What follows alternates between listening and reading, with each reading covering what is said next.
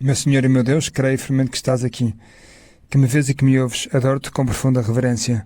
Peço perdão dos meus pecados e graça para fazer com fruto este tempo de oração. Minha Mãe Imaculada, São José, meu Pai e Senhor, anjo da minha guarda, intercedei por mim. Entrei outro dia no centro comercial em Portugal e estava numa loja de telecomunicações. Havia promoções, telemóveis, tarifários para todos os gostos.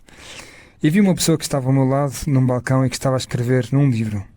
Estava muito concentrado. E pensei, o que é que será? E eu pensei que fosse o livro das reclamações. E pensei até nas típicas queixas que pode ter uma pessoa contra a sua companhia de telemóveis. Afinal, essa pessoa entregou o livro ao funcionário da loja. Na capa do livro estava escrito Livro dos Elogios. Afinal, não eram reclamações, eram elogios. Eu desconhecia a existência desse livro e fiquei tão curioso que perguntei a essa pessoa no final o que era o livro dos elogios. Ele respondeu-me: é um livro onde podemos agradecer o serviço a uma empresa ou simplesmente reconhecer o trabalho dos seus colaboradores. E disse ele: eu fiquei preso num elevador e graças ao telefone e à cobertura do telemóvel consegui sair. Eu não lhe perguntei se ele depois foi escrever algo no livro de reclamações da empresa de elevadores. Mas, Senhor, esta história fez-me lembrar o que tu nos contas hoje no Evangelho. Lemos em São Lucas o seguinte: naquele tempo, indo Jesus a caminho de Jerusalém, passava entre a Samaria e a Galileia. Ao entrar numa povoação, vieram ao seu encontro 10 leprosos.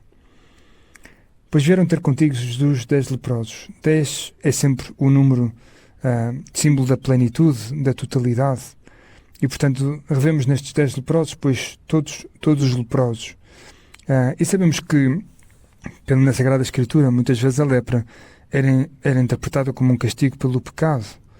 Por isso, tantas vezes, pois vêm ter contigo, vendo na lepra esse sentido mais profundo de uma doença incurável, e que é também a lepra da alma, que é o pecado, e que nos contagia, que nos vai destruindo.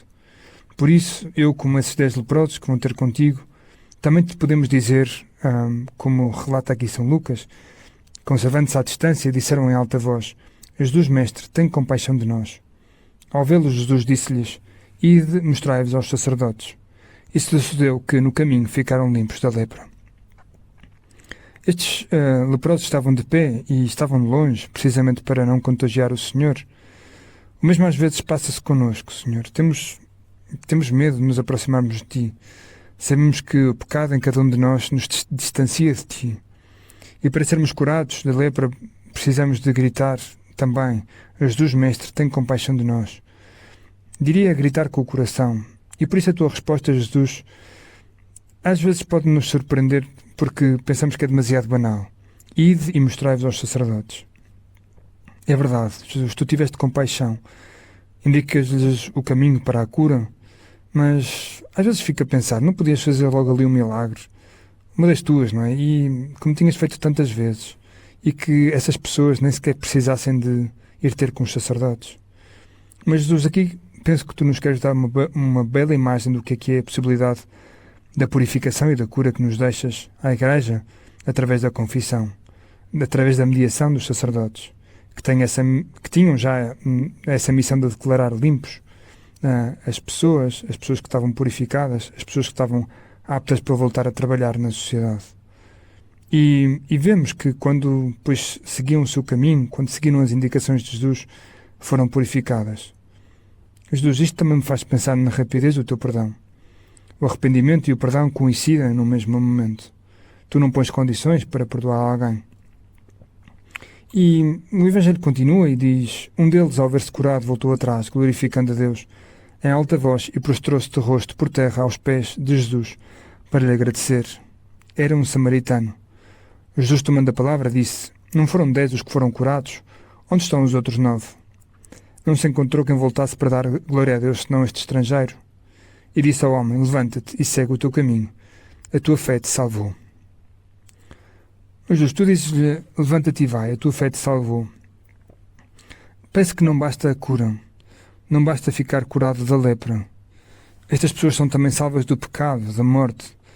E obtêm algo que não estavam, talvez, à espera. Aqui, como noutras circunstâncias, Jesus, tu dizes, a tua fé te salvou. Pois é a fé que nos salva, a mim e a ti, a fé que restabelece essa relação profunda com Deus. Por isso, Senhor, quero aprender a ser agradecido, como o samaritano que foi curado, e que mostra que tudo aquilo que recebe é um dom, é algo que deve a ti, por isso deve agradecer. E por isso, Jesus, queremos que a nossa fé seja também uma relação sempre muito agradecida contigo. Leva-nos a pensar que muitas vezes nós somos como esses 9, pouco agradecidos, habituados à ação de Deus. Talvez temos fé, fomos batizados desde crianças e habituamos à grandeza dos teus dons. Pelo contrário, muitas vezes reconhecemos em tantas pessoas que se convertem já em fase adulta, que estão tão agradecidas a Deus, que se sentem sempre interpeladas diante de ti e que manifestam e que atualizam esse agradecimento de uma maneira tão generosa. Senhor, queremos ser mais agradecidos, queremos saber dizer obrigado tantas vezes na nossa vida, como aquele cliente que tinha ficado preso no elevador. Sim, tantos motivos para agradecer às outras pessoas também, no trânsito, no metro, em casa, no escritório. É um grande desafio sermos agradecidos. Em primeiro lugar a ti, Senhor. Somos da Maria tem um livro de pensamentos, uma espécie de coleção de tweets sobre temas muito diversos. Chama-se Caminho e eu deixo aqui o link na app para poderem explorar e muitas vezes complementarem a vossa oração. E num pequeno texto, num pequeno ponto desse livro diz sobre o agradecimento. Habitua-te a elevar o coração a Deus em ação de graças muitas vezes ao dia. Porque te dá isto e aquilo, porque te desprezaram, porque não tens o que necessitas ou porque o tens, porque fez tão formosa a sua mãe, que é também tua mãe, porque criou o sol e a lua e aquele animal e aquela outra planta, porque fez aquele homem eloquente e a ti te fez difícil de palavra. Dá-lhe graças porque tudo é bom. Senhora, há motivos evidentes para te ser agradecidos. O sol, a lua, os animais que nós encontramos, que são a tua criação. Mas também há motivos, se calhar, que são menos evidentes. Quer dizer das coisas menos agradáveis, porque te desprezaram, porque te trataram com frieza, com indiferença, porque te humilharam, porque não valorizaram o teu esforço, porque não tens o que necessitas ou porque o tens. É surpreendente pensar que é indiferente ter ou não ter, porque temos que estar agradecidos igualmente. É possível agradecer a Deus a falta de saúde, de trabalho, de tranquilidade? Dar-te graças, Jesus, porque me falta o tempo. E quantas vezes isto nos faz sofrer? Porque muitas vezes nos falta o ânimo, as forças, as ideias. A primeira coisa que nos vem à cabeça não é agradecer, não é um grito de alegria, mas talvez o contrário. Senhor, não é possível, podemos às vezes dizer, não pode ser, mas obrigado. E o segundo movimento da alma é aceitar.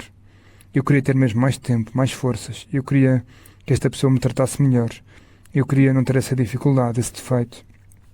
Eu não queria ficar preso no elevador. Mas tu, Senhor, sabes mais. E pedimos a Deus que nos dê a solução às coisas que aparentemente não têm solução.